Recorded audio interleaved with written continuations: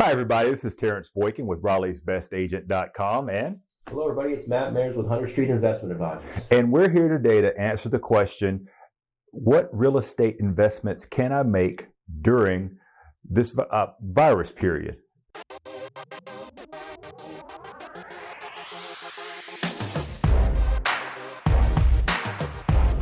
Matt, I've had a lot of clients ask me, Terrence, I know the stock market is down right now. I really don't want to get back into it. How can I invest my money in real estate right now? And you had a great idea. What was that, Matt?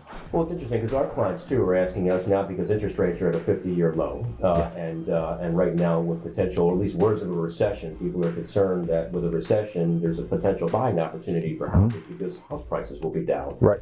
One of the areas that I mentioned to Terrence that I thought was interesting is something our clients have been doing now for about, let's say we have several clients doing it over the last year, is that looking at buying either houses, condos, townhouses in and around the campuses where their children are going to school.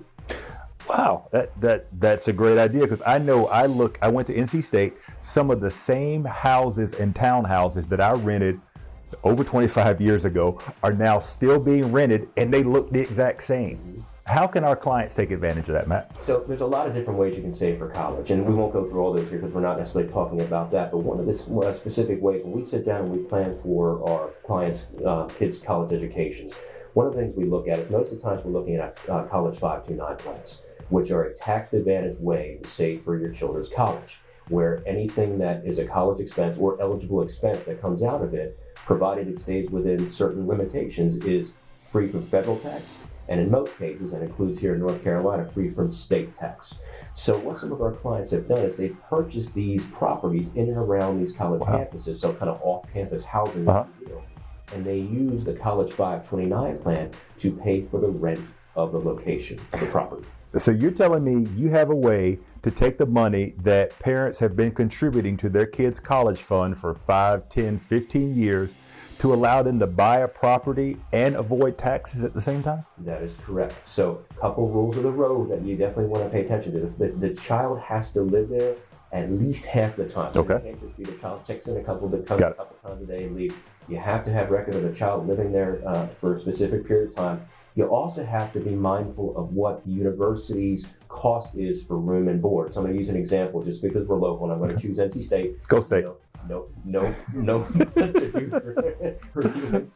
But NC State room and board is $11,078. So if you're going to do this with an off-campus house and use the rent would have to be within the confines of the total amount of $11,078. It couldn't go above and beyond that. What's equally interesting, though, is that you can do this for food. Wow. So if NC State's meal plan is $4,000 for a semester, and you want to go ahead and use the 529 plan to do for food, you can do that up to the $4,000. Wow. You can also do it for utility payments, water, just basic utility payments you can have paid out of the 529 plan for the child, because in a sense it encompasses all the. That is amazing.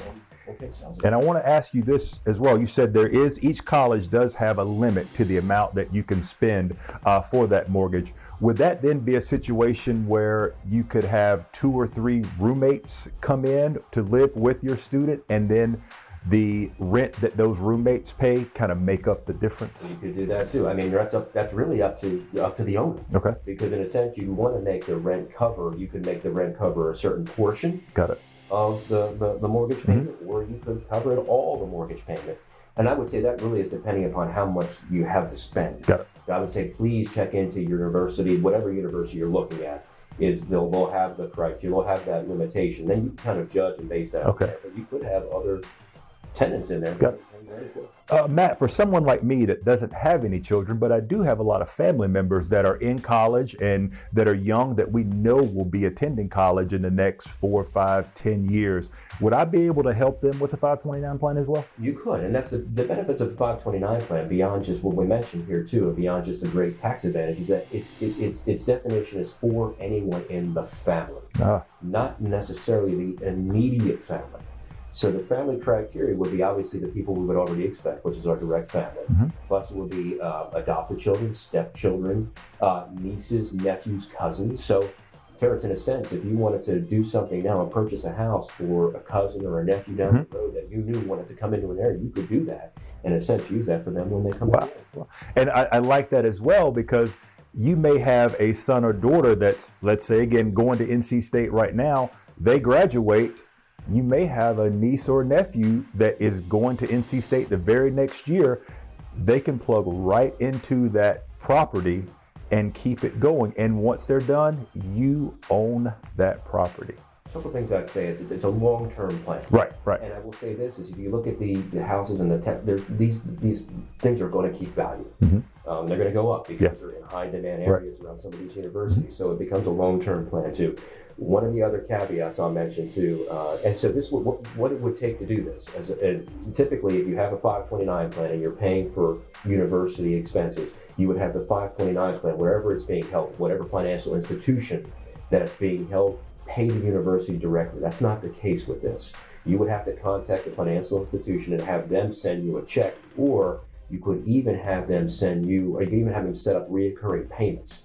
So if my example would be is if you wanted to pay your rent, they could send you a monthly check, a quarterly check, whatever it would be. But the key is this, the financial institution that has the 529 plan is the ones that are responsible for reporting taxes to the IRS on the plan.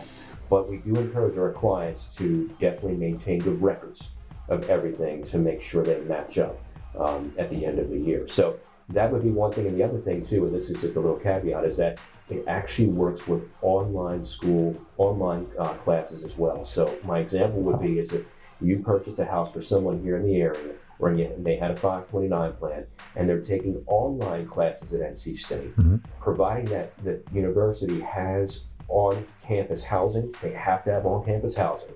You could still do everything we just said, even though the student is taking online classes.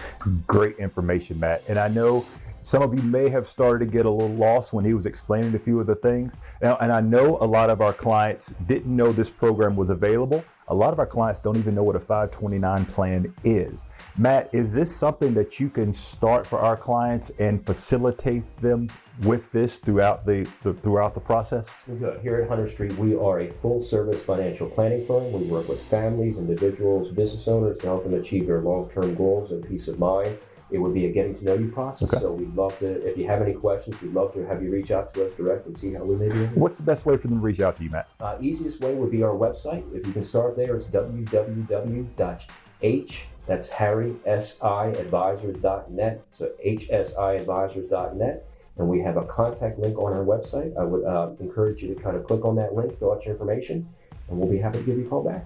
Thanks for that great information today. I hope this video was helpful. If you have any comments or questions, you can also just load them to the comment box below, and we'll make sure we get back out to you. Thanks, Matt. That was great information. Thank you, Terrence. I appreciate it. Have a great day, everybody. Okay.